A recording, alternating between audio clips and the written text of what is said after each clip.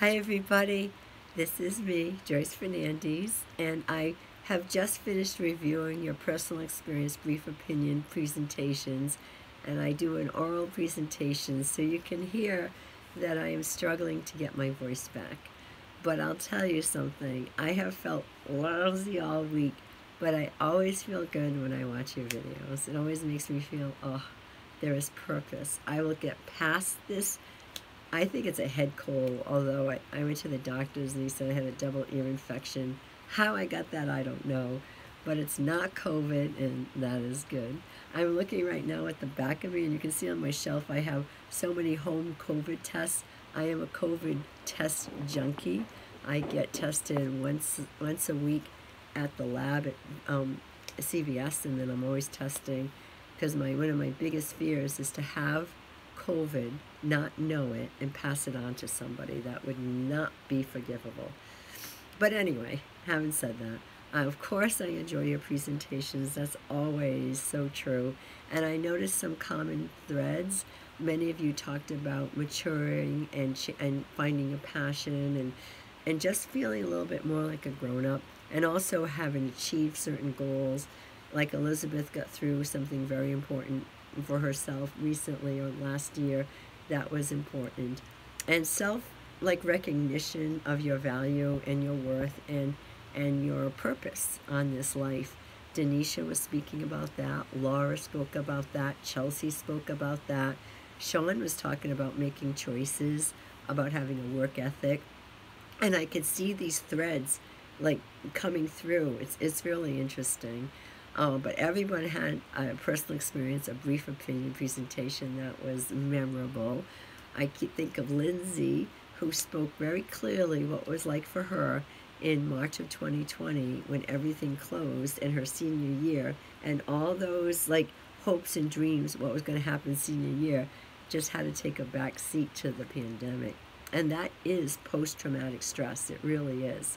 And I just keep thinking of her prom dress in her closet with the tag still on, and my heart breaks for her, because those are the moments that, it's either going to make you stronger as an individual or it keeps you from progressing in life. Obviously, Lindsay it's made her stronger, but it doesn't mean it's not a sad moment for her. I love Alec. He talked about his particular things he likes to do that makes him very unique, and I said he was charming. Rebecca talked about a day at customer service when she had this seemingly crazy customer, but in the end, Rebecca turns her speech around about having compassion for this crazy customer. I don't think I would have ever been as mature as Rebecca to see it that way, but I enjoyed her presentation very, very much. I'm looking to see what else we are speaking about. Yeah, watch Chelsea's. It's about life's lessons and being responsible. Sean talks about laziness and overuse of social media, and he doesn't get why people would spend so much time on social media and not live a life. And I am fully supporting that. Even in my own friendship circle, some of my friends who are in their 60s and 70s and 50s spend so much time looking at the lives of others, they forget to have a life themselves. Jelviana particularly impressed me this week because of her delivery. She has a beautiful smile, and she smiled at the camera, and she was doing a comparison between cats and dogs, which is really charming. And let's see, what else we have? Yeah, Lindsay, watch Lindsay. She's going to talk about what it was like back in 2020. And Paola spoke about her decision to come to the United States from Puerto Rico and what it was like in 2011 when her mother asked her, is this a good idea to go now, or should we wait a little while? And she's reflecting on it and saying, I made the decision to, yes, come. My whole family came with one suitcase each, and it made all the difference in her life, and she was pretty happy about that choice. Denisha is a leader.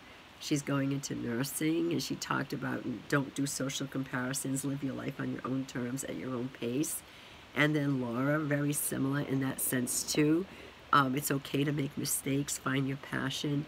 So I just felt like every student came up with something for this speech that was so unique. No one else could have done your presentation, and you did it with such great delivery. It makes me really happy. And that's what I want you to do for your final speech. It's called the final word. It really means it means free choice, any choice you want. You can do another in the news, another informative, another persuasive, another personal experience, a brief opinion. And if you look under that, the category where it says presentations, you can see a section that says special occasion speeches, like a thank you speech or a toast at a wedding or a eulogy, which is a speech of praise about someone who passed. Those little special occasion speeches that almost seem to be overlooked when we're with groups of people, but are really important. So you could do one of those. So another speech. You'll find a topic, just like the ones you found for this last category, that you do not have to read every word perfectly with your notes. You can look right at the camera and speak to us from the heart. They do not have to be long. The minimum on this final speech is 2 minutes to like 5, 6, 7 minutes, but no longer than 7 minutes. But 2 minutes is fine. Quality versus quantity. I call it the final word. It makes me sad to think it is the last speech you're doing for our class, but it's not your final word, because your life is long and you'll have at least 90 more years of speaking ahead of you and listening to. So thanks for listening to me right now. I know it's not easy to listen to someone with a cold or whatever you call what I have. I don't know. I'm just happy that I have good health in general, so I have to accept this as being like the human condition. Oh, and watch Matthew's speech too. Matthew spoke about something. Let me think what those initials were. I had no idea what he was talking about, and it just made me smile so much. Yeah, ASMR. And I said, what is he talking about? And he went into some specific things about ASMRs, and then finally I looked it up, and now I understand. You look it up too if you don't know. You probably do. Like I said so many times, I'm 45 to 50 years older than you. And this was a speech where like, oh, this wasn't for me. It wasn't for me. It was for his peers, which was perfectly fine. It just made me laugh. You know, sometimes you think you're not too old, and then all of a sudden you realize, no, you're really old. I know I'm wishing around here. I'm trying to get out of the light. I have tried to put light in front of me so you can see this beautiful face. I hope you're having a good day. Go Pats, right?